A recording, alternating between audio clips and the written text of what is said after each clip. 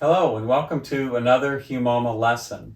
In this lesson, I'm going to talk about the zero reference position. And this position is one that you can utilize anytime that you're standing, and you can also apply some of the principles of this position to the act of walking.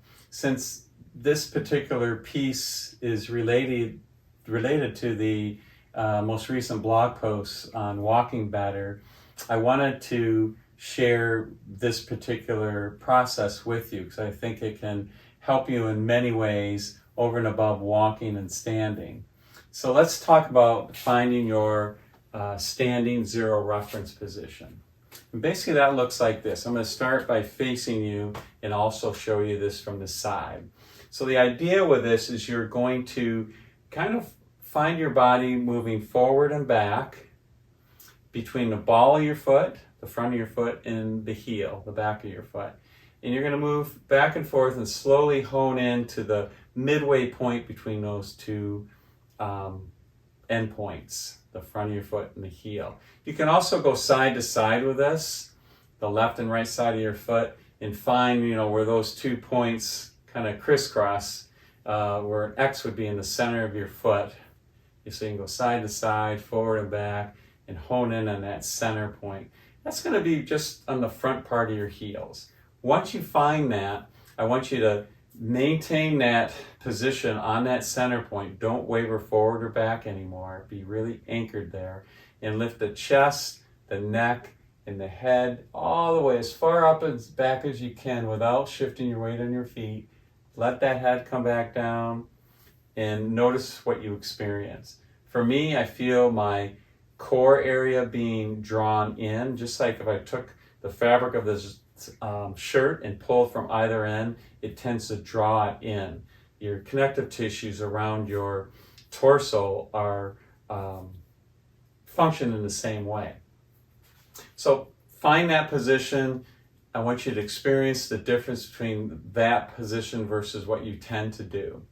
And this can be an exercise, so you can find that anytime you're standing anywhere, whether it's in a shopping mall, you're waiting in line at the grocery store, you're on the street, you run into a friend or somebody and you're standing face to face, and you can kind of play around with this activity as well. And the goal with this is to notice the difference. Notice when your body is shifted away from that center point, this the standing zero reference position, and notice when you move back to it. So you're kind of moving in and out of this balance, and that's the idea. Your best position is your next position. You just want to have some context. That context being you have a point that you're a center point, kind of a reference or home point, and you want to notice when you've strayed away from that reference or home point and move back towards it. So throughout the day, you're going to find yourself moving forward, back. You might be lean to one side. So, oh, geez, you'll start to notice little cues your body gives you. So you'll come back up, find that standing, resting position, and kind of hang out there for a bit and move throughout the day like that. The other thing I want to talk about, so that's lesson 1 of this particular video. The other thing is just looking at the gait cycle with walking. So typically a lot of us will walk and when our foot strikes the ground, it's more of a heel strike. And with a heel strike, you'll notice that my stride's a little longer, my legs out, my knees extended or kind of locked, and my pelvis tends to come forward with it. And my chest will kind of be here, and then my neck will poke forward. Okay, that's a typical gait pattern. The other one that I want to share with you, and this is one that may be unfamiliar to many of you. Some of you might have stumbled on it. There's some reference to it and research behind it, and that's a midfoot strike. So with a midfoot strike, you're going to land more to the midfoot, as the name implies, and that midfoot is that front of the heel or the fleshy part of your heel. So as I'm walking, my stride is not so far forward like a heel strike. It comes back maybe even halfway, and now my weight is centered over that front part of my heel. And what you'll notice is the load that the impact stresses is going to be distributed evenly between my hip, my knee, and my foot ankle joints. You can even see my torso's somewhat lined up with that as well, so it's almost a straight line. Versus going back to that heel strike, my most of that load stress, weight-bearing stress, is through my lower back, where my pelvis and spine meet right through here.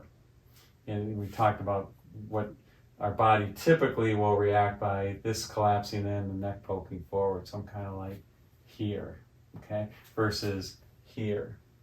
So that's going to take some time to practice, because it's going to shorten your stride a little bit. So it's going to feel like you're, going from a long, especially if you're long-legged, you're going to kind of go this way versus, that's typical, but you're going to go more to here.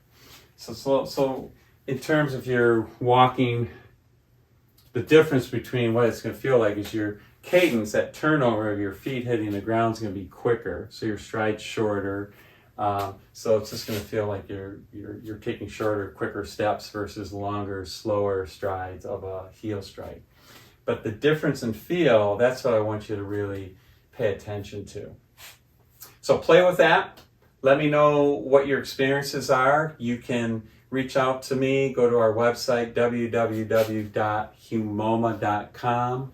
That's www.humoma.com. And on that site, there is a reference to an email. That email is richard@humoma.com. And I'll happily reply to your email as soon as I can. I look forward to doing that. And until next time, I will hopefully hear from you.